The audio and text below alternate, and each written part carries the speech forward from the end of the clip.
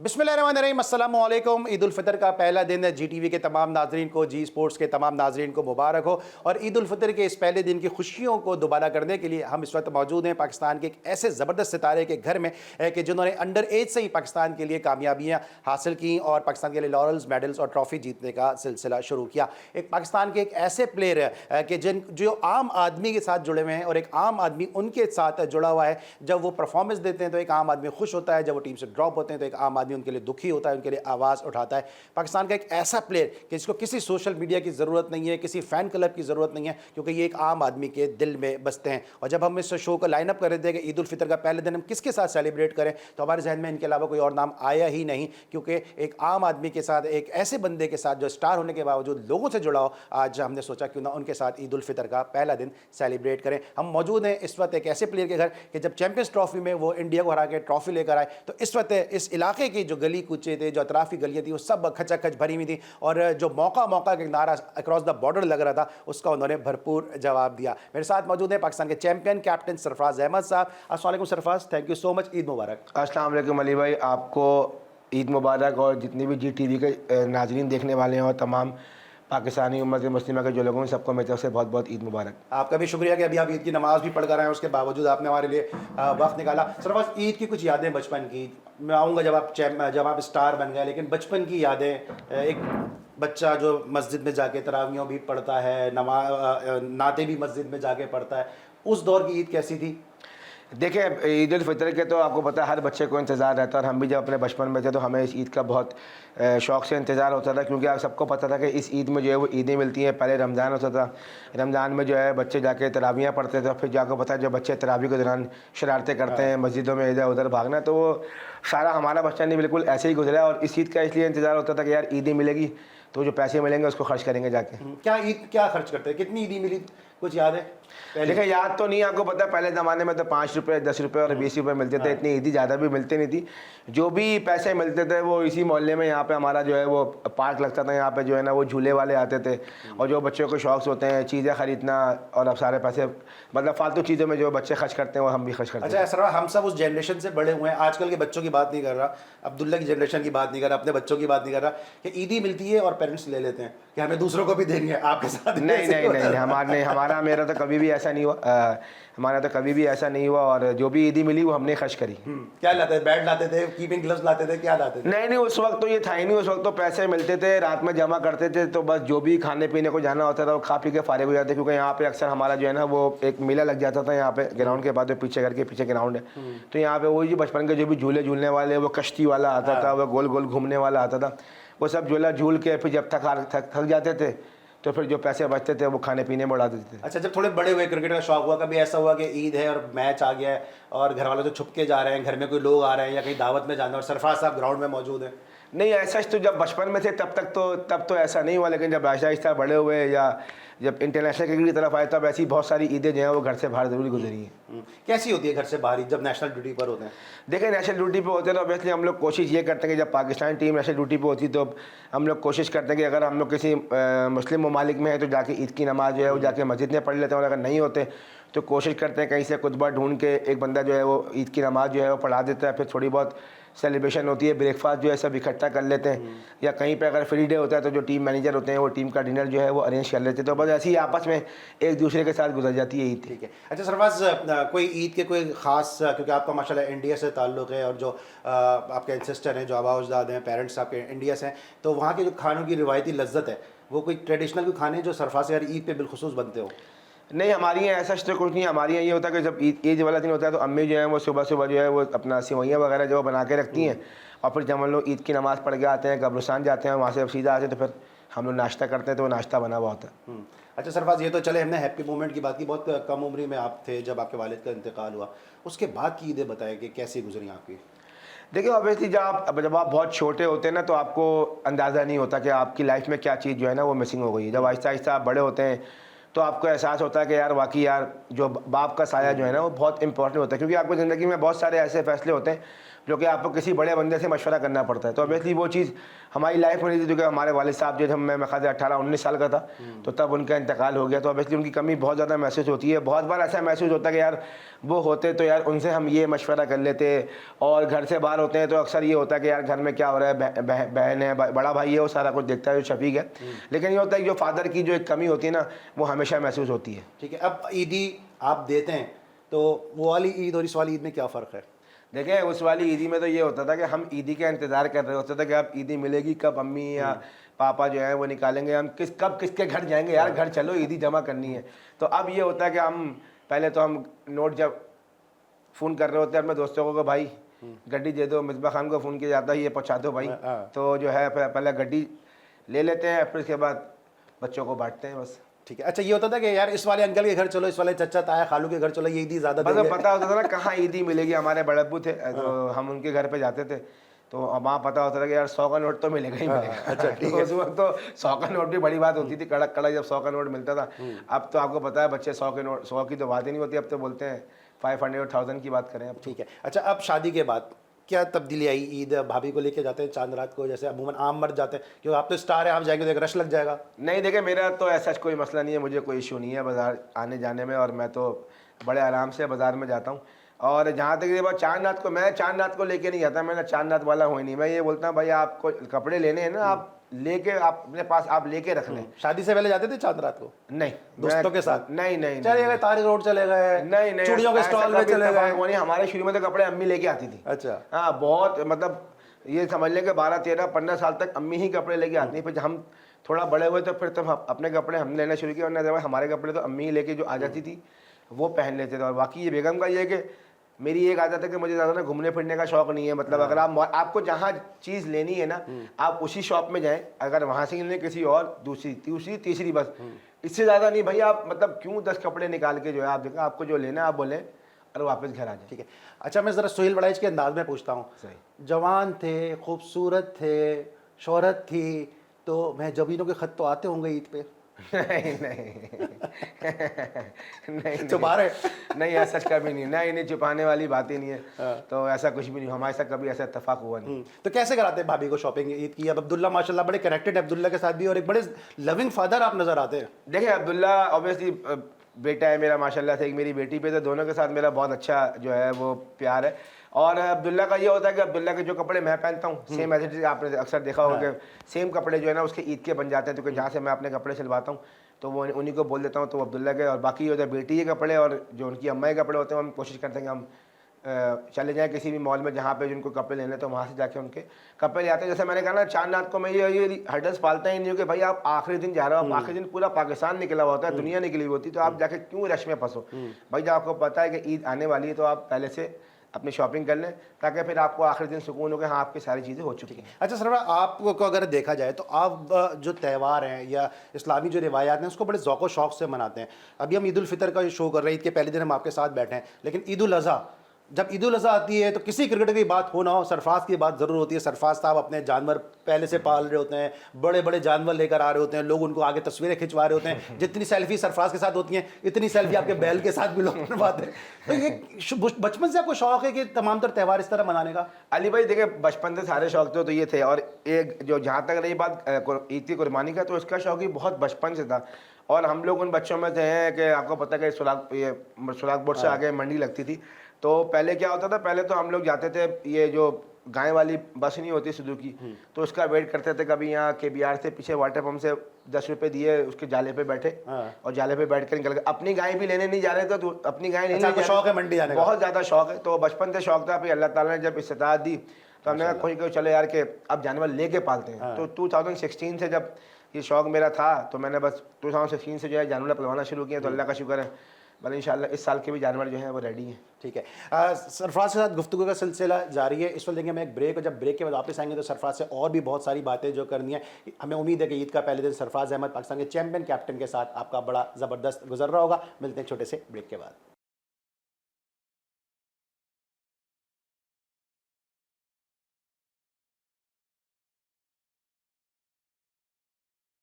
Welcome back after the break. Champion captain Sarfaraz Ahmed के साथ ईद का पहला दिन हम सेलिब्रेट कर रहे हैं और बात कर रहे हैं सरफराज अहमद से ईद के हवाले से और साथ साथ इनके अब कैरियर के हवाले से भी डिस्कशन करेंगे। सरफराज, असल सरफराज है क्या? क्योंकि हमने आपको विकेटों के पीछे गले में लोगों के हाथ डालते भी देखा है, आपको प्यार करते भी देखा है। सुहेल खान के साथ जो आपकी मशहूर ज़माना वायरल वीडियो वो देखी, अभी जो ऑस्ट्रेलिया में सऊद शकील के साथ हुआ वो हमने देखा, इसके अलावा हसन अली के साथ जो हुआ हमने वो भी देखा। दूसरी तरफ हम देखते हैं वो सरफराज जो मॉल में उसके पीछे की आवाज़ें लगा रहा है, सरफराज उसको इग्नोर कर देता है। फिर हमने वो देखा कि आपने अपनी सादगी में कह दिया साउथ अफ्रीका में वो कमेंटेटर ने जो बाद में चेयरमैन भी बने, उस मामले को बहुत ज़्यादा फ्लेयर अप कर दिया। असल सरफराज है क्या? असल सरफराज जो आपके सामने बैठा हुआ है वही है। और मेरी देखिए, जब मैंने क्रिकेट खेली ऑब्वियसली कोशिश की कि हर जो खिलाड़ी होता है उसकी कोशिश यही होती है कि वो 100% ले। और जब मैं एज अ कैप्टन था तो मेरी कोशिश ये होती है कि मेरे कोई भी खिलाड़ी जो है वो रिलैक्स नहीं रहे। ग्राउंड के अंदर एक डिफरेंट इंसान रहता है, ग्राउंड के अंदर एक डिफरेंट जो है वो रहता है। तो ऑब्वियसली चीज़ें डिफरेंट थी। जब ग्राउंड के अंदर आप खेलते हैं तो आप किसी चीज़ पे कोई कॉम्प्रोमाइज़ नहीं करते। जब आप बाहर खेलते हैं तो सबके साथ आप हंसते हैं, बैठते हैं, अच्छा टाइम गुजारते हैं। तो मेरी भी यही कोशिश होती है जब मैं अपनी फील्ड पे होता हूँ तो एक प्रॉपर एक जैसे एक प्रोफेशनल क्रिकेटर होता है उस तरीके से क्रिकेट खेलता हूँ। जब बाहर होता हूँ तो बिल्कुल सबके साथ बैठता हूँ, खाना पीना खाता हूँ, एंजॉय करता हूँ। और ये जितनी भी सारी जब चीज़ें आप बता रहे हैं ये अपना सऊद के साथ, ये सब चीज़ें जो है वो चीज़ें हैं ही नहीं जो दिखाई जा रही हैं। चीज़ें बहुत इससे बहुत डिफरेंट है और बहुत अलग है। क्यों आपके साथ लोगों का प्यार भी है, प्यार भी एक तरफ है और दूसरी तरफ लोग आपकी मीम्स भी बहुत बना रहे होते हैं। मीम्स देखते हैं वैसे आप अपनी? देखिए, मीम ज़रूर देखते हैं। कुछ मीम्स होती हैं जो कि आप खुद उस चीज़ को एंजॉय करते हैं, कुछ मीम जो है बहुत ज़्यादा ओवर हो जाती हैं जिसकी वजह से आपको अच्छा नहीं लगता। आप समझते हैं सोशल मीडिया का गलत इस्तेमाल भी हो रहा है? बहुत ज़्यादा होता है। मेरे ख्याल से आजकल के दौर में तो बहुत ही गलत हो रहा है, सही हो ही नहीं रहा आजकल के दौर में। तो मुझे ऐसा लगता है। ठीक है, ये क्या वजह है कि आप एक जमाई भी लेते हैं, उसकी खबर बन जाती है और सरफराज इतना मासूम है, प्रेस कॉन्फ्रेंस करने जाता है, यार ये सारे इंग्लिश बैठे हैं, ये क्या है सारा सिलसिला? ये नहीं वो इंग्लिश वाला तो ये था कि एक्चुअली वो मेरे ख्याल से इंग्लैंड से मैच था हमारा। तो हुआ ये था कि हमारे सारे जितने पाकिस्तानी जर्नलिस्ट थे ना, तो मैं देखा था वो लोग गए कहाँ। तो बाद में पता चला कि उनका जो है ना वो बीपर चल रहा था क्योंकि पाकिस्तानी टीम मैच जीती थी। जितने भी लोग आए हुए थे ना वो सब जो चैनल्स के लोग थे तो वो सब उनका लाइव आपको पता कि वो जीत। अब हमने बोला यार अपने लोग नजर नहीं आ रहे यार, आज तो टीम जीती है, हमारे वाले लोग कहे थे। फिर थोड़ी देर बाद वो लोग आ गए थे तो पता ही चला था कि जी वो, अब हमने देखा तो वहाँ तो सारे इंग्लिश वाले बैठे थे। मैंने कहा आज उर्दू में सवाल नहीं होगा क्या? अच्छा, मैन ऑफ द मैच बनना ज़्यादा मुश्किल है या मैन ऑफ द मैच का इंटरव्यू देना ज़्यादा मुश्किल है? देखिए पहले ज़रूर होता था। हाँ। जब हमने क्रिकेटिंग स्टार्टिंग में आए थे तब पहले ज़रूर होता था, लेकिन जब आहिस्ता आहिस्ता आप खेलते गए तो आपका कॉन्फिडेंस जो है ना वो बहाल होने की बात है। तो ऑब्वियसली जब शुरू में थे तो बिल्कुल ही होता था अबे भाई क्या होगा, कैसे होगा, क्योंकि आपको कॉन्फिडेंस नहीं होता ना किसी भी चीज़ का। लेकिन ये अब अल्लाह का शुक्र है अब जब होता है तो फिर ऐसा कोई बात नहीं होती है और कर लेते हैं मैनेज। कभी ऐसा हुआ कोई कि इंटरव्यू देने जा रहा है और बड़े बड़े बॉलर को खेलते हुए टांगे नहीं कांपी हैं, लेकिन सवाल क्या होगा, जवाब क्या दूंगा? हाँ बिल्कुल हुआ था, बिल्कुल हुआ था। जब मुझे अच्छी तरह याद है जब अंडर-19 का वर्ल्ड कप का फाइनल था तो उस वक्त जो है ना, चूंकि वो वाला मैच जो है ना वो शायद लाइव आ रहा था वहाँ पे, पूरी दुनिया में लाइव आ रहा था। तो तब पहली बार, चूंकि वो और भी मैच हुए थे, हमारा श्रीलंका अपना ऑस्ट्रेलिया वाला सेमीफाइनल मैच भी हुआ था, लेकिन जब वो इंडिया पाकिस्तान अंडर-19 का फाइनल था इंडिया से, तो तब बहुत ज़्यादा प्रेशर था कि बस। तो उसमें मैंने बहुत ही, मुझे अच्छी तरह याद है, शायद बहुत छोटे छोटे जवाब दिए थे, 1 वर्ड या 2 वर्ड में मैंने अपनी बात ख़त्म कर दी थी।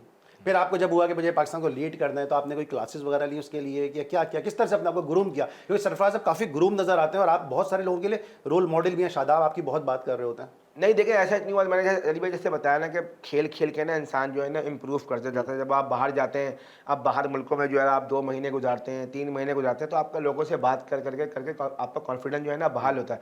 अब आप देखें, अगर आप पाकिस्तानी टीम के आप मोस्टली लड़के आप देखें तो माशाल्लाह बहुत ज़्यादा बेहतर होते जा रहे हैं। अगर आप उनके इंटरव्यूज़ देखें, बात करने में मैच्योरिटी आती जा रही है। तो आई थिंक यही होता है कि आप जब जितना आप टूवर्स करते जाते हैं, टीम के साथ रहते हैं, तो चीज़ें आपकी काफ़ी ज़्यादा बेहतर होती चली जाती हैं। ठीक है। अच्छा, दूसरी तरफ जब हम देखते हैं, एक तरफ सरफराज बहुत फ्रेंडली है, ये शाहीन शाह अफरीदी के साथ क्या हुआ? बाउंसर वाउंसर पे नाराज़ हो गए थे आप? नहीं देखें, वो एक जो है ना मिसहैप हुआ था। और देखें, मैंने वही वाली पहली बात कहा कि ग्राउंड की चीज़ जो है ना वो ग्राउंड में आनी चाहिए। अब वो ग्राउंड के बाहर वो चीज़ ख़त्म हो गई, लोगों ने उसको 10 चीज़ें बनाए। अब जिन लोगों को पता भी नहीं था कि ग्राउंड के अंदर क्या हुआ, उन लोगों ने अपनी अपनी तरफ से, जैसे मैंने बताया ना कि जिसका जो दिल चाहता है वो लिख देता है। और ऐसा कुछ भी नहीं हुआ, बिल्कुल मेरे छोटे भाइयों की तरह। और हमारा और शाहीन का रिलेशन तो ऐसा है कि बिल्कुल छोटे भाई बड़े भाई की तरह। तो ऐसा कुछ भी नहीं थी, वो चीज़ों को मिसकॉन्सेप्ट किया गया। और हमारी अंदर की जो भी थी, देखें हीट ऑफ मोमेंट में कुछ भी हो सकता है। और आप दोनों अपनी अपनी टीम के लिए खेल रहे हैं। टीम के लिए खेल रहे हैं, वो अपनी टीम के लिए खेल रहा है, मैं अपनी टीम के लिए खेल रहा हूँ। तो जो चीज़ ग्राउंड के अंदर है वो ग्राउंड के अंदर ही आनी चाहिए।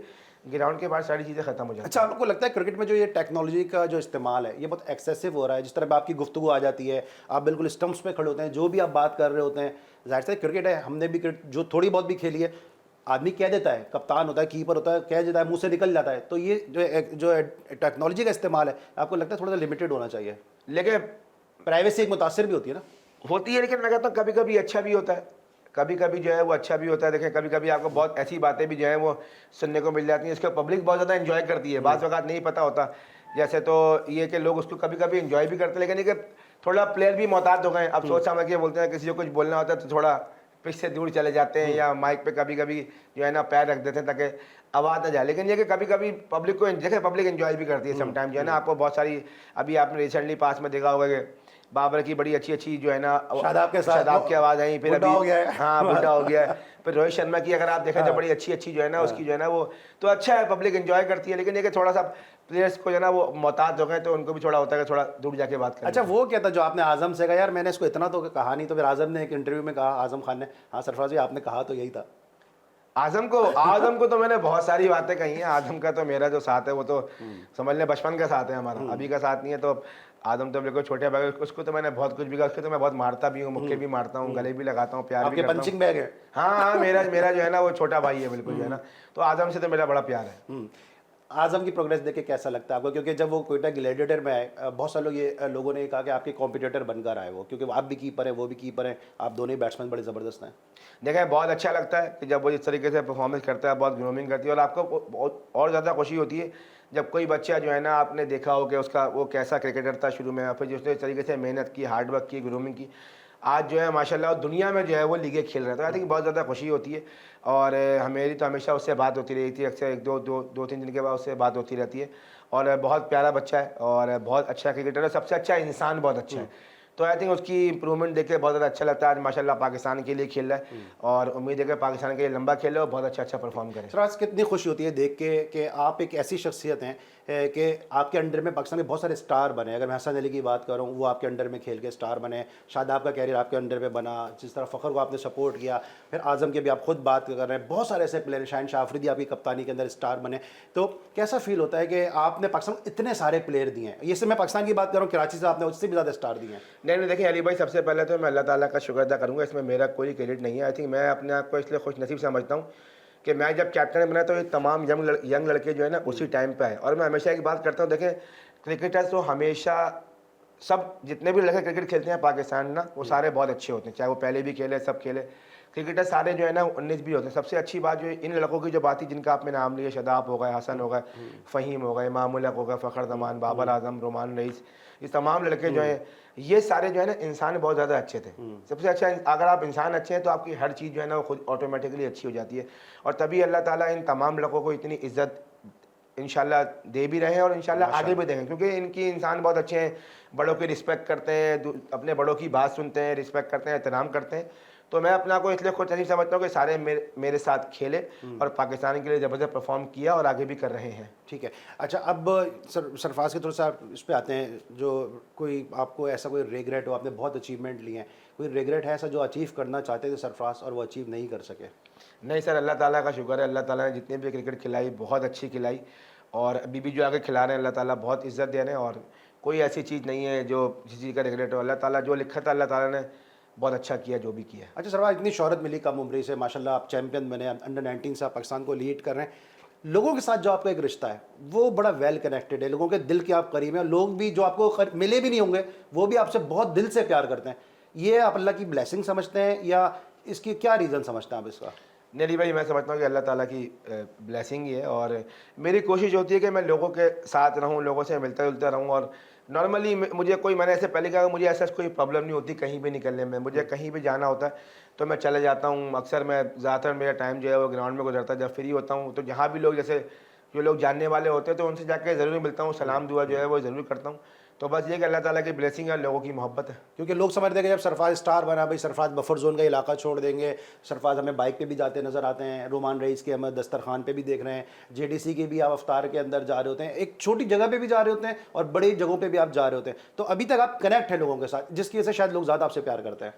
शायद हो सकता है कि जैसे मैंने पहले कहा ना कि मुझे कोई हिचकिचाहट नहीं होती है, क्योंकि जितना भी आपने नाम लिया रोमान का, जेडीसी का, देखा ये लोग तो इतना ज़बरदस्त काम कर रहे हैं। और ये नहीं कि सिर्फ हम इन्हीं के यहाँ जाते हैं, और भी लोग है। भी होते हैं जहाँ भी जाते हैं, कोई बुलाता है अगर फ्री होते हैं ना तो वो चले जाते हैं। तो ऐसा कोई प्रॉब्लम नहीं है, और बस सब जाते हैं, कोशिश करते हैं सबको सपोर्ट करें जो भी अच्छा काम कर रहे हैं। थोड़ी चैंपियंस ट्रॉफी की बात करते हैं, वो आपके कैरियर का टर्निंग पॉइंट था क्योंकि पाकिस्तान जो है वो इंडिया से जीता नहीं था। इस पर बात करते हैं राजेश, लेंगे हम एक ब्रेक, और जब ब्रेक के बाद वापस आएंगे तो ज़रा चैंपियंस ट्रॉफी की फतह के हवाले से बात करेंगे, और कोयटा ग्लैडिएटर को कोयटा ग्लैडिएटर बनाने में जहाँ नदीम उमर साहब का, आजम खान साहब का बड़ा इंपॉर्टेंट रोल है, वहाँ सरफराज का किरदार जो है किसी से जो है वो ढकी छुपी बात नहीं। सब बात करेंगे ब्रेक के बाद।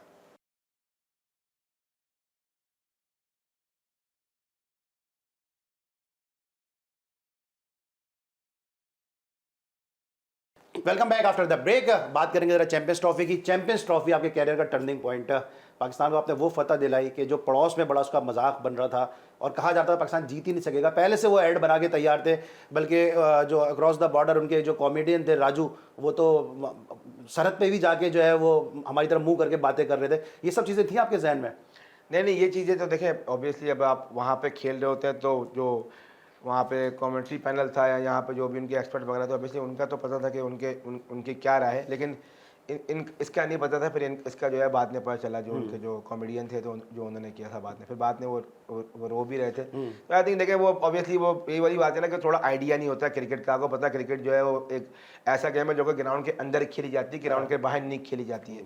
तो ऑब्वियसली उस दिन देखें पाकिस्तान का लकी डे था, उस दिन अल्लाह ताला ने पाकिस्तान को इज्जत देनी थी और उन तमाम प्लेयर्स को इज्जत देनी थी जो सब पाकिस्तान टीम के लिए खेल रहे थे। और अल्लाह ताला का हम जितना भी शुक्र अदा करें कम है, क्योंकि वो एक ऐसा मोमेंट है जो कि कोई भी क्रिकेटर चाहता है कि उसकी लाइफ में ऐसी अचीवमेंट हो जो कि उसको हमेशा याद रखी जाए। तो अल्लाह ताला का हम शुक्र अदा करते हैं कि हम उस टीम का पार्ट थे और अल्लाह ताला ने हमसे वो काम करवाया। माशाल्लाह। मैसेज क्या दिया था आपने कि आज के मैच को, बड़ा मैच है, पाकिस्तान जीतता ही नहीं है इनसे वर्ल्ड कप में और बड़े जो आईसीसी का इवेंट है, मैसेज क्या दिया था आपने? अली भाई, मैं आपको बताऊँ, एक पहला मैच था और एक आखिरी मैच था। दोनों मैच में ना एक डिफरेंट फीलिंग थी। पहला मैच में शायद मैं भी ये समझता हूँ कि शायद मेरा इंडिया के खिलाफ एज अ कैप्टन पहला मैच था, तो मुझे वो एज अ कैप्टन वो जो प्रेशर होता है ना इंडिया पाकिस्तान ने गेम का, वो शायद आइडिया नहीं था कैसा होगा वो गेम। और लास्ट गेम में ना बहुत फ़र्क था। लास्ट गेम में तो बिल्कुल जो है ना वो प्रेशर नहीं था, और सिर्फ लड़कों से यही बात की थी कि हमने अपने 100% देना है, रिजल्ट की परवाह नहीं करनी। और जिस तरीके से हमारी टीम मोमेंटम में खेली आ रही थी, तो अल्लाह ताला से उम्मीद थी कि अल्लाह ताला कुछ ऐसा करिश्मा करवाएंगे।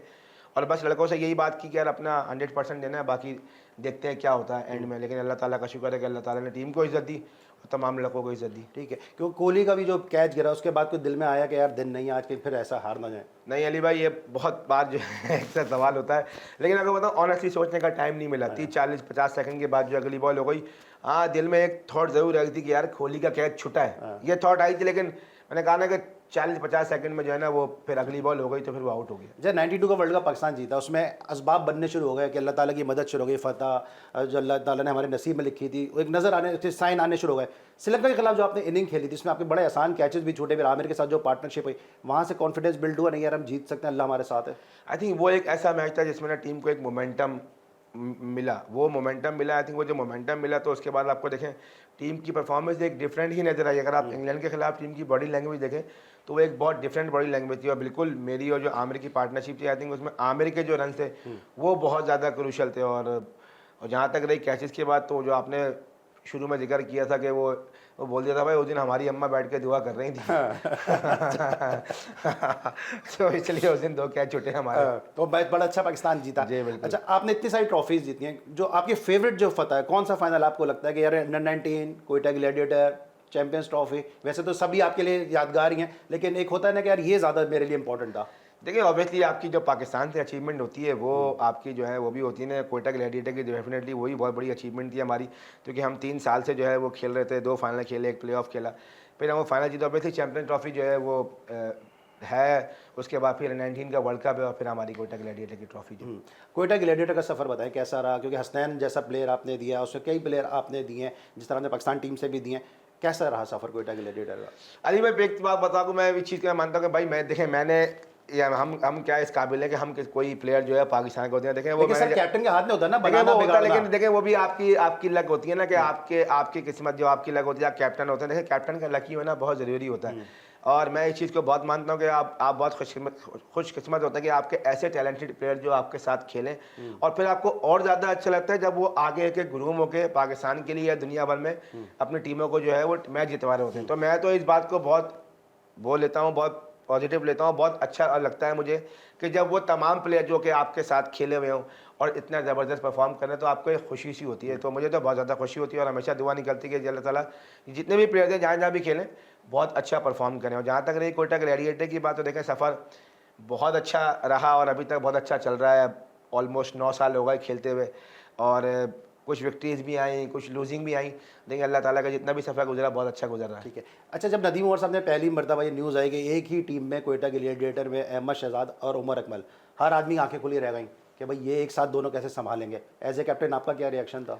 सर मेरा बिल्कुल इससे ना बहुत अलग रिएक्शन था। आई थिंक लोगों ने बहुत वो किया, क्योंकि मैं इनके साथ खेल चुका हूँ, मैं इनका टीममेट रहा हूँ। देखें आप एज अ कैप्टन जो है ना, आपको इनसे ग्राउंड के अंदर काम लेना है और ग्राउंड के अंदर जितने भी अरसे ये मेरे साथ खेले मुझे ऐसा कोई प्रॉब्लम नहीं हुई। मैं हमेशा ये बात करता हूँ कि देखें ग्राउंड के बाहर उनकी अपनी पर्सनल लाइफ है, वो जो दिल चाहे उनका वो कर सकते हैं, लेकिन ग्राउंड के अंदर जितना भी अरसा वो हमारे साथ खेले, बहुत ज़बरदस्त खेले, टीम के लिए परफॉर्मेंसेस की और उनका जो भी एटीट्यूड था वो सब बहुत ठीक था टीम के अंदर। 100% दिया दोनों ने टीम। जी बिल्कुल, अच्छा, क्या वजह रही कि कोयटा ग्लैडिएटर ज़्यादा अच्छा परफॉर्म नहीं कर सकी कोई गुज़िश्ता 3-4 सीज़न से?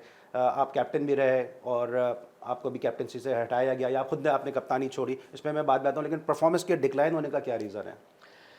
देखें अली भाई, अब देखें अब तो जाहिर सी बात है, अब उसमें हम बहुत सारे रीज़न दे सकते हैं, लेकिन उसका ये नहीं है कि अब देखें 4 साल जो परफॉर्मेंस है वो टीम के देखें बिल्कुल अच्छी नहीं। एक आध साल 2 साल ऐसा था कि हम एवरेज पे बाहर हुए, मैचेस हमारे बराबर थे। पिछले जो अगर मैं पिछले 4 सालों की बात करूँ जब मैं कैप्टन था, तो उसमें 2 साल तो ऐसा लगा हम एवरेज पे जो हमारे मैचेस बराबर थे लेकिन बाहर हुए। लेकिन उसमें कई जगह जो ऐसा हुआ कि बीच में आपको पता है 2 साल तो कोविड के भी रहे, उसमें कुछ ऐसा हुआ। फिर 1 साल तो ऐसा हुआ कि हमारे साथ के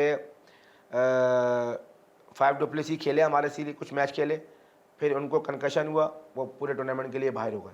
एंड्रे रसल आए, वो पूरे टूर्नामेंट के लिए आए थे, उनको पहला ही मैच खेला उनको, फिर उनको कंकशन हुआ तो 12 हो गई। ये कोई रीज़न नहीं है आई थिंक, क्योंकि आपको उसके अलावा भी आपके पास प्लेयर बहुत अच्छे थे, लेकिन अनफॉर्चुनेटली हम लोग एज अ टीम जो है वो अच्छा परफॉर्म नहीं किया हमने किसी भी शोबे में, और हमारा कॉम्बिनेशन भी नहीं बन पाया, जिसकी वजह से टीम जो है वो इतना बुरा खेली 4 साल।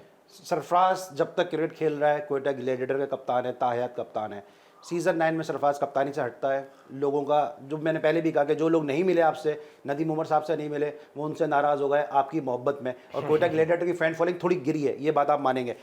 आपको कैसा लगा ये सुन के कि आप कप्तानी छोड़ रहे हैं, या आपने फैसला किया मैं नहीं करूँगा, या वहाँ से आपको हटाया गया? जब ये फैसला सामने आपको पता था ऐसा रिएक्शन सामने आएगा लोगों का? देखिए मैंने जैसे पहले नदीम भाई से ना इस मामले में मेरी बात हो चुकी थी, और नदीम भाई को मैंने यही कहा था कि नदीम भाई जो हमारी टीम के लिए बेहतर है और जो आपका दिल चाहता है ना आप वो करें। उन्होंने कहा था नहीं ये तो हम 10 साल में। कहा नदीम भाई आप लोगों की फिक्र नहीं करें, मैं आपको ये कह रहा हूँ, मैं आपको एश्योरिटी दे रहा हूँ, मेरी तरफ से आपको कोई प्रॉब्लम है, जो आपका दिल चाहता है, जो टीम के लिए बेहतर है आप वो करें, मेरी तरफ से आपको कोई परेशानी नहीं है।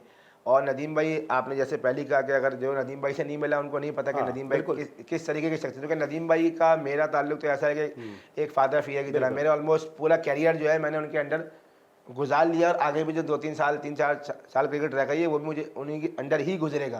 क्योंकि मैं जब 17 साल का था तो नदीम भाई से मैं पहली बार मिला था, मैं 17 साल का है तो आज आगा खान जिम खाना पे बिल्कुल सेंट्रल पुलिस से अगेंस्ट मैच था, तब मेरी नदीम भाई से पहली मुलाकात हुई थी। तो वो टाइम है और आज का टाइम है, तो हमेशा जो है नदीम भाई ने भरपूर जो है ना एक जैसे ना फादर फिगर का रोल जो है वो अदा किया। तो देखें नदीम भाई से तो मेरी बिल्कुल बात हो गई थी, और ऐसा मैंने उनको बिल्कुल फ्री हैंड दिया था कि जो आपका दिल चाहता है वो करें। फिर हमारी नई मैनेजमेंट भी थी, उनकी अपनी नई थॉट थे, और इसमें कोई गलत बात नहीं है। देखें कोई भी चीज़ जो है वो सारी ज़िंदगी रहती नहीं है, कभी ना कभी आपने चेंज होना होता है, तो कभी कभी चेंज जो है वो आपकी टीम के लिए और हालात के हिसाब से अच्छा भी होता है। तो आई थिंक ये डिसीजन लिया और इसमें कोई बुरी बात नहीं है। लोग कह रहे हैं कि कराची किंग्स में सरफराज को कप्तान होना चाहिए अब नेक्स्ट PSL में। आप जब नेक्स्ट ईयर ही आएगी तो नेक्स्ट ईयर के देखेंगे, तो वो जब आएगा। अच्छा सर, आपके कैरियर को मैं देखता हूँ, मैंने बड़ा ऑब्जर्व किया आपके कैरियर को, बड़ी लॉयलिटी के साथ आप टीमों के साथ एसोसिएट रहे। आप पाकिस्तान क्रिकेट क्लब से शुरू से खेले, वहाँ से खेलते रहे। नदीम उमर साहब के साथ आप शुरू से, आजम खान साहब के साथ आप शुरू से मुसलसल हैं। PIA जब आप खेल रहे थे, PIA की हालत बड़ी ख़राब हुई टीम की, लेकिन आपने PIA, आपने और अनवर अली ने नहीं छोड़ा। PIA सब छोड़ के चले गए, आपने और अनवर अली ने PIA नहीं छोड़ा। कोयटा ग्लैडिएटर का भी जो हाल है वो आपने कोयटा ग्लैडिएटर भी नहीं छोड़ी है। ये लॉयलिटी जो है बिल्ट इन है आपके अंदर, या आपकी नेचर ऐसी है, क्या वजह है? देखिए मैं आपको बताऊँ, एक तो पाकिस्तान क्रिकेट क्लब तो एक तरीके से मेरी एक पहचान है। जो बहुत से हमारे कराची के ऐसे क्रिकेटर हैं जो जिनका पाकिस्तान क्रिकेट क्लब से जो है ना वो कैरियर जो है ना वो आगे बढ़ा। लेकिन मैं आपको उससे थोड़ा सा पीछे ले जाता हूँ। पहले मैं सकी हसन जिम खाना में खेला, उसके बाद मैं AZ क्रिकेट अकेडमी में खेला जो नवेद महबूब अज़मी है। उनके बाद हमारे कराची के बहुत से टॉप क्रिकेटर जो है ना वो खेले हैं। शुरू जो अपनी जो शुरू हुई क्रिकेट है वो उन सब ने वहीं से स्टार्ट किए अज़मी भाई के अंडर। तो हम लोगों ने वहाँ पे सबने बहुत अच्छा टाइम गुजारा अज़मी भाई के बाद। उसके बाद फिर जब मैं पाकिस्तान क्रिकेट क्लब में गया तो वहाँ से मेरा जो है ना समझ लें कि क्रिकेट जो है, क्योंकि वो क्लब ऐसा था कि जहाँ पे कराची के और पाकिस्तान जूनियर्स के बहुत टॉप के प्लेयर जो है वो खेला करते थे। इरफानुद्दीन, मंसूर बेग, एहसन बाबर विकेट कीपर थे, ज़मीर खान थे, ये सारे प्लेयर थे जो कि पाकिस्तान क्रिकेट क्लब से जो है ना वो खेलते थे। तो आई थिंक हमें भी जब हम बचपन में थे तो हमें ये पता चला कि यार जब आप अपने से अच्छे लोगों को खेलते हुए देखोगे तो आप खुद इम्प्रूव करोगे। हमने अपने क्लब में अपने से अच्छे खिलाड़ियों को और टॉप के प्लेयर्स को खेलते हुए देखा, उनको देखा कि यार वो अपने आप को किस तरीके से तैयार करते हैं डोमेस्टिक टूर्नामेंट के लिए या आगे ही क्रिकेट के लिए। तो हमें बहुत ज़्यादा फ़ायदा हुआ। और आदम भाई ऑब्वियसली पाकिस्तान के क्लब को देखते हैं, उनकी भरपूर रहनुमाई रही। उसके बाद फिर मैं KSC में गया। KSC मेरा पहला डिपार्टमेंट था। जफ़र भाई, आपको पता है कि क्रिकेट की नर्सरी है। मैं समझता हूँ कि अगर कराची में कोई भी लड़का बड़े डिपार्टमेंट में गया है तो वो पहले KSC में आया है और उसके बाद जो है ना वो बड़े डिपार्टमेंटों में गया। आई थिंक इसमें जफ़र भाई का लोग नहीं जानते, उनको जफ़र भाई नॉट आउट के नाम से उनको लोग जानते हैं, लेकिन बहुत सारे ऐसे, चाहे यूनुस खान हो, शाहिद अफरीदी हो, शदाब कबीर हो, मैं हो गया, खुर्रम मंजूर हो गए, असद शफीक हो गए, अनवर अली हो गए, सऊद शकील हो गए, यू नेम इट। मतलब शादाब खान भी जो है वो KSC से खेले, साजिद फरहान भी, साजिद खान भी खेल के गए, साजिद खान, खुजदिल शाह। तो ये ऐसे प्लेयर हैं जो कि KSC जो है ना वो एक नर्सरी थी डिपार्टमेंटों में प्लेयर जाने के लिए। फिर के बाद जब PIA में है, अल्लाह का शुक्र है PIA ने बहुत इज्जत दी और अभी से PIA के साथ जो है मुंसलिक। तो अल्लाह ताला का शुक्र है कि कोशिश करते हैं कि हमेशा से अपने बड़ों से किसी का लॉयल्टी जो है ना वो बहुत आपकी इंपॉर्टेंट होती है। तो बहुत अच्छा टाइम गुजर रहा है। अभी उम्मीद है कि आखिर जितना भी रह गया वो भी अच्छे से गुजर जाएगा इंशाल्लाह। सरफराज साहब प्लान क्या है, क्योंकि अभी आपके जो साथी हैं असद शफीक उन्होंने रिटायरमेंट लिया, वो अब सिलेक्टर बन गए, लोग अब कह रहे हैं कि सरफराज से कमबैक मुश्किल है। आप समझ रहे हैं अब कमबैक, आप प्लान है आपका कमबैक का? देखें, जब भी मैं हमेशा एक बात करता हूँ कि प्लेयर्स जो है ना वो उसमें ग्राउंड के अंदर उसको रहना चाहिए और जितनी उसके अंदर फाइटिंग एबिलिटी होगी वो उतना जो है वो क्रिकेट में सर्वाइव करेगा। तो देखें, मेरा गोल यही है कि सिर्फ क्रिकेट खेलनी है और अभी क्रिकेट पे ही सारा फोकस है। अपनी फिटनेस पे हार्ड वर्क करना है, जो भी टाइम मिलता है, जो भी क्रिकेट मिलती है उसमें परफॉर्म करने की कोशिश करनी है। खेलना ना खेलना वो आपकी किस्मत की बात है। आप क्रिकेट खेलते रहें जब तक आपके अंदर हिम्मत है, ताकत है। बाकी देखते हैं, अल्लाह ताला ने जो लिखा होगा अच्छा ही लिखा होगा इंशाल्लाह। आपने वैसे अपने लिए क्या सोचा है? बोलते बहुत अच्छा है, कमेंट्री की तरफ आने का सोचा है, सिलेक्शन कमेटी की तरफ का सोचा है, क्योंकि आप कप्तान, आपकी पिक भी बड़ी अच्छी है, आपकी आई भी बड़ी अच्छी है। तो इसके अलावा आप जो है कोचिंग की तरफ जाने का सोचा है, क्योंकि आप एक बड़े डायनेमिक शख्सियत है, तो सोचा क्या है? अली भाई बहुत डिफरेंट ये सब चीज़ें हैं जो आप बात करें ना, ये देखें ग्राउंड के अंदर वो डिफरेंट है, ग्राउंड के ऊपर हर चीज़ की ना देखें, हर चीज़ की अपनी क्वालिटी होती है, बंदा एक्सपर्ट होता है। अब आप हैं, आप कमेंट्री भी कर लेते हैं, आप एंकरिंग भी कर लेते हैं, ये आपके अंदर क्वालिटी है। अब हमारे अंदर क्रिकेट खेलने की क्वालिटी है। अगर हम बोलेंगे ना कि आज हम बैठ के अली भाई के साथ आप यहाँ आ जाए, मैं आ जाऊँ, तो वो आसान नहीं होगा। लाइव कैमरे में जो है ना वो सब कुछ बोलना जो है ना वो इतना आसान नहीं होता। लेकिन मैं खुशकिस्मत हूं ना, सारे उर्दू बैठे। लेकिन देखिए, जब एक टाइम आएगा तो टाइम के साथ साथ चीज़ें जो है ना वो चलेंगी। तो अभी तो फिलहाल ऐसा कुछ नहीं सोचा कि भाई किस फील्ड में जाना है। फिलहाल अभी क्रिकेट खेलनी, जब क्रिकेट छोड़ने का टाइम आएगा तब डिसाइड करेंगे क्या करना है। ठीक है। अच्छा, अभी आप, मैंने देखा लास्ट रमज़ान में आप बड़े ज़बरदस्त एक गेम शो में थे, तो वो गेम शो एक ऐसा गेम शो है कि स्टार की जो मिसेज है वो थोड़ा डरने लगी हैं वहाँ भेजने में, तो घर से इजाज़त मिल गई थी? अच्छा सवाल है ये, बहुत अच्छा सवाल है। तो अभी जब कैसे मनाया भाभी को कि मैं उस गेम शो में जा रहा हूँ? नहीं, उनको पता है कि मैं गेम शो ही खेलने जाता हूँ, लेकिन इस बार जब जा रहा था तो उन्होंने बोला था, मैंने पूछा कि वो जीतो पाकिस्तान से कॉल आई है, तो मैं उनको हाँ कर रहा हूँ। तो उन्होंने मुझे तब देखा मैंने कहा मैंने हाँ कर दी है। जीतो पाकिस्तान में हाँ कर दिया क्या? जीतो पाकिस्तान के अंदर जाके हाँ कर दिया? नहीं, जीतो पाकिस्तान में हाँ की थी। और ऐसा नहीं है, ठीक है, मैं जाता हूँ, अपना बहुत अच्छा टाइम मेरा गुजरता है, बहुत अच्छे लोग हैं। तो क्या ऑब्वियसली मैं कभी भी इस फील्ड में नहीं रहा इंडस्ट्री में, लेकिन ये मेरा इत्तेफाक रहा, पिछले 4-5 सालों से मैं कर रहा हूँ। तो जिस चैनल के मैं कर रहा हूँ, बहुत अच्छी उनकी टीम है, बहुत ज़बरदस्त लोग हैं। और जितने भी लोग वहाँ पर आते हैं, जो हमारे TV एक्टर्स वगैरह हैं, जितने भी अदनान भाई हैं, इजाज़ भाई हैं, हिमायूं भाई हैं, जितने भी हमारे आदि है, हाँ आदि है लोग, जितने भी हैं सारे लोग बहुत ज़्यादा अच्छे हैं। जो हमारी जो लेडीज़ भी हैं जो हमारे साथ कैप्टन होती हैं, तो सारी सब बहुत आउटस्टैंडिंग है और सबके साथ बड़ा अच्छा टाइम गुजरता है। वैसे आपके दोस्तों ने भी कहा कि भाई ज़रा ख्याल करना?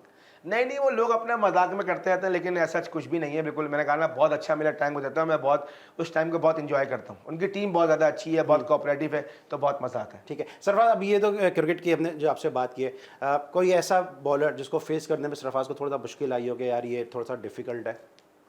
देखें जब मैंने क्रिकेट खेली हो तो बॉलर थे उसमें डेल स्टेन और जो मिशेल जॉनसन थे वो मुश्किल थे। खतरनाक बॉलर लगते थे जी। ठीक है, और कोई ऐसा कोई बॉलर जिसको आपको इजी लगता हो यार दूसरों के लिए मुश्किल है, जैसे मुरलीधरन दूसरों के लिए मुश्किल था, कुछ के लिए बहुत आसान था? नहीं, मुरलीधरन को तो मैंने उनको खेला है मैंने, वो तो मुझे बहुत मुश्किल बॉल लगते थे। हाँ पार्ट टाइम बॉलर जो भी आ जाए बस चाहता था फ़ौरन बैटिंग करने चले जाओ। ठीक है। अच्छा, सरफराज के स्विप बड़े मशहूर हैं, आपने ये डेवलप किया था शॉट या आपका नेचुरल शॉट है ये स्विप? देखिए अगर आप ये स्वीप की बात करें तो कराची से अगर जितने भी विकेट कीपर्स आए हो ना तो अगर आप देखें तो वो सब स्वीप शॉट और कट शॉट जो है वो अच्छे खेलते हैं, क्योंकि हम लोग बचपन से जो है वो स्पिन विकेटों पे खेलते रहे, तो आपको पता है स्वीप जो है गो थ्रू शॉट होता है आपका। तो यही वजह है कि हमने यहाँ पे क्लब क्रिकेट बहुत ज़्यादा खेली है, सीमेंट पे खेली है, टर्फ पे खेली है। बाद वक्त को पता है बख्तियारी पे किस तरीके का ब्रेक होता है, तो वहाँ तो सामने खेलना तो बहुत ग्राउंड पे मुश्किल खास होता तौर है। से। जी बिल्कुल। तो आई थिंक ऐसा लगता है कि हम जो कराची से लोग खेलते हैं उनकी तरह सिर्फ ज़्यादा। अच्छा, आपके एक कोच हैं वो स्वीप शॉट उन्होंने तो नहीं सिखाया साजिद खान ने आपको? अरे साजिद भाई की तो क्या बात है, साजिद भाई सर ईद मुबारक तो कहते हैं उनको जरा। साजिद भाई आपको हमारी तरफ से और जी टीवी की तमाम नाज़रीन की तरफ से बहुत बहुत ईद मुबारक, और आप जहाँ रहें हमेशा खुश रहें, आबाद रहें। हमारी तरफ से भी साजिद भाई आपको ईद और मुबारक। हमें दुआ में याद रखें। साजिद भाई देखिए साजिद भाई जो है ना, मैं वही वाली बात कि साजिद भाई से मैं बिल्कुल अपने स्टार्टिंग में जब मैं 15-16 साल का था ना तब मिला मैं PIA अकेडमी में। तो बस साजिद भाई उस वक्त से जो है ना हमारे कोच रहे, ऑब्वियसली PIA से खेला, बड़ा अच्छा उनका टाइम गुजरा और उनकी हमेशा गाइडेंस रहती है। अब तो खैर वो बहुत दूर चले गए, लेकिन पास ही रहते हैं हमारे, वेल कनेक्टेड रहते हैं, फ़ोन पे रहते हैं, मैसेज पे रहते हैं। तो साजिद भाई के साथ हमारा साथ बहुत अच्छा गुजरा है। इंडियन प्लेयर से सरफराज के कैसे ताल्लुक आते हैं? अली भाई इंडियन प्लेयर से वो इसलिए हमारे थोड़े से कम है क्योंकि आपको पता है इंडिया पाकिस्तान के मैचेज जब हम उस वक्त जब मैं टीम का पार्ट उस वक्त वनडे साइड का था तो टीम के मैचेस बहुत कम हुए। अगर आप पास में देखें, अभी देखें आप टीम का, तो अभी टीम ने पिछले 3-4 सालों में बड़े बैक टू बैक मैचेस खेले। तो अभी देखें, आपने देखा कि कितनी अच्छी अच्छी वीडियोज आई शदाब की, विराट कोहली के साथ या रोहित शर्मा के साथ, बाबर की। तो जब आपके कनेक्टेड मैचेस होते रहते हैं ना तो फिर आपकी दोस्ती अच्छी होती जाती है। क्योंकि अभी जब उस वक्त हम लोग जब खेल रहे थे तो चैंपियंस ट्रॉफी हमने खेली, या एक मैच वो खेला या 2 मैच खेले, फिर एक एशिया कप में एक मैच खेला, क्योंकि बायलैटरल सीरीज तो होनी नहीं। पहले क्या होता था, पहले बायलैटरल सीरीज होती थी, और मैंने देखा है कि इंडिया और पाकिस्तान की प्लेयरों की दोस्ती जो है ना हमेशा से बहुत अच्छी रही, और वो दोस्ती आज भी चलती रही। अगर आपने देखा होगा ड्यूरिंग वर्ल्ड कप के दौरान जब शाहिद हाशमी जो हमारे भाई हैं जो वहाँ गए हुए थे, जब उन्होंने सौरभ गंगोली का इंटरव्यू लिया तो आपने देखा कि उन्होंने कैसे जो है हमारे पाकिस्तानी प्लेयर्स के बारे में बात की, और यही हमारे पाकिस्तानी प्लेयर जो हैं वो राहुल द्रविड़ और गंगोली के बारे में जो है वो बात करते हैं कि अलग उनका इस तरह से रिलेशनशिप था। तो आई थिंक अभी थोड़ा सा बेहतर हुआ है जब पाकिस्तान के मैचेस जाते हैं। तो मेरी ऐसा किसी से इतनी अच्छी सबसे अच्छी सलाम दुआ रही है। लेकिन हमने अब्दुल्ला को तो धोनी की गोद में देखा है। देखें वो एक अब्दुल्ला के लिए एक फैन मूवमेंट इसलिए मुझे अच्छी तरह याद है। अच्छा, अब्दुल्ला आपका फैन है या धोनी का फैन है? अब्दुल्ला तो अब देखें वो सबका फैन है, अब्दुल्ला जैसे जैसे बड़ा हो रहा है उसके नए नए जो है ना वो फैन बनते जा रहे हैं। तो वो ऐसा मोमेंट था कि चैंपियंस ट्रॉफी का फाइनल था, तो हमारी एक फैमिली आई हुई थी नीचे, मैं लॉबी में बैठा हुआ था, तो धोनी भाई जो है वो नीचे किसी से मिलने आए थे। तो मैंने फ़ौरन अपनी वाइफ को बोला कि अब्दुल्ला को नीचे लेके आओ, ये अच्छा मोमेंट है, याद रखेगा यार कि इतना बड़ा दुनिया का कप्तान जो है वो लेजेंड, इंडिया के लिए इतनी परफॉर्मेंस इतनी कप्तानी की है, तो वो याद रहेगा। तो वो तो मैंने उनको दिया, तो उन्होंने बोला किसका बच्चा है, तो मैंने बोला ये मेरा बेटा है। तो उस वक्त अब्दुल्ला माशाल्लाह साहब जो है बड़े हेल्दी थे, उनके ये बड़े अल्फाज थे कि भाई बड़ा तगड़ा है। माशाल्लाह तो फौरन हो गई होंगी, माँ के सामने बच्चे को कह दिया। नहीं होता वो तेरी, उसको मैंने बुलाया, मैं लेके गया, तो धोनी भाई की वो पिक्चर जो है खिंचवाई, तो वो पिक्चर जो है बहुत ज़्यादा वायरल हुई। आई थिंक अब्दुल्ला के लिए वो फैन मूवमेंट है, बड़ा होता है तो वो देखता है कि भाई इतने बड़े खिलाड़ी की गोद में रहा है। नहीं, वो गोद में तो इतने बड़े खिलाड़ी की रहा है, सरफराज की गोद में रहा है अब्दुल्ला। जो रोल धोनी ने इंडिया के लिए प्ले किया वही रोल ऑब्वियसली आपने भी पाकिस्तान के लिए प्ले किया। उन्होंने भी प्लेयर दिए, आपने भी प्लेयर दिए, उन्होंने भी एक खड़ा किया टीम को, आपने भी खड़ा किया।